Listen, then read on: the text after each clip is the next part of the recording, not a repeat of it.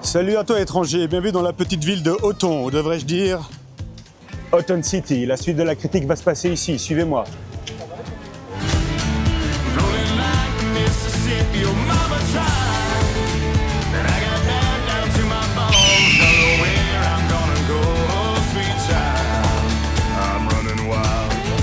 En fait, ici, niveau réalisation, on n'est pas trop dans une esthétique horrifique et onirique à laquelle Ari Aster nous a habitués, mais on est plutôt plongé vraiment dans un réalisme documentaire.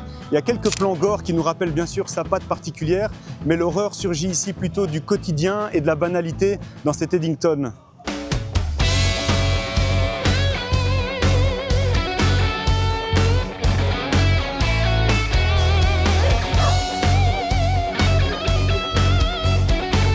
Il y a des gens qui regardent là sur le côté, ils rigolent. Sans blague. C'est vraiment un film qui est déstabilisant parce qu'il vient interroger notre besoin de sens et de cohérence. Et d'ailleurs, Ari Aster ne prend jamais vraiment position. Tout le monde en prend pour son grade, que ce soit les anti-vax, les écologistes, les conservateurs, les progressistes, l'extrême gauche, l'extrême droite. D'ailleurs, c'est un de ses films les plus politiques parce qu'on est très loin des drames familiaux d'Hérédité ou d'une sombre secte nordique de Midsommar. C'est vraiment un film qui est ancré dans la réalité. Et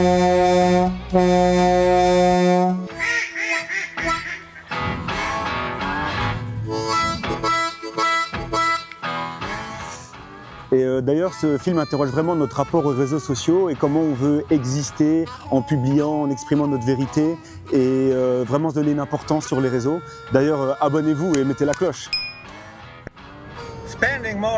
C'est moi le shérif d'Houghton City. Dans la région, on n'a pas beaucoup de problèmes à part les combats de blaireaux et les films trop longs avec Joaquin Phoenix.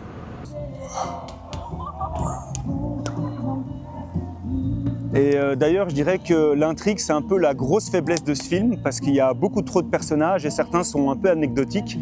Et la façon dont l'histoire est construite, ça me rappelle un petit peu Chute libre avec Michael Douglas, où il y a un personnage un peu passif qui tombe petit à petit dans un pétage de plomb. Ou alors on est un peu dans une rupture de ton, comme dans Une nuit en enfer de Robert Rodriguez, où on passe d'un thriller à un film d'horreur. Et ben là aussi, on passe d'un western à une espèce de boucherie totale. En fait, je trouve vraiment que le thème principal de ce film, c'est la violence, et la violence dans toutes ses formes. La violence politique déjà, parce que ça parle vraiment de la violence du système politique américain, mais ça peut aussi s'exporter à ce qui se passe ici en Europe, où il faut vraiment détruire son adversaire et détruire sa réputation pour gagner. Et ça parle aussi de la violence des réseaux sociaux, où là aussi où on peut détruire la réputation des gens et où on peut leur faire du mal en leur envoyant des images ou des messages. Et ça parle aussi des violences policières avec l'affaire de George Floyd pendant le Covid.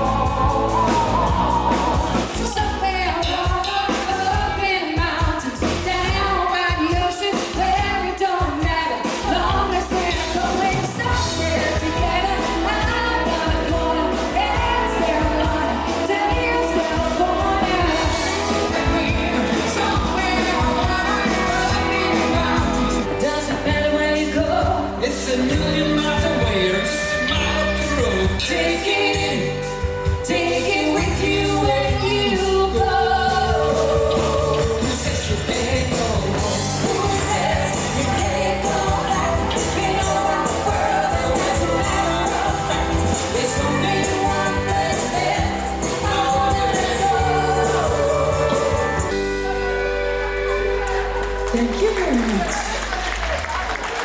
Merci beaucoup. I tell you where to go. Donc on sort vraiment de cet Eddington avec un sentiment de confusion, voire d'indigestion, parce qu'il y a vraiment beaucoup de choses dans ce film.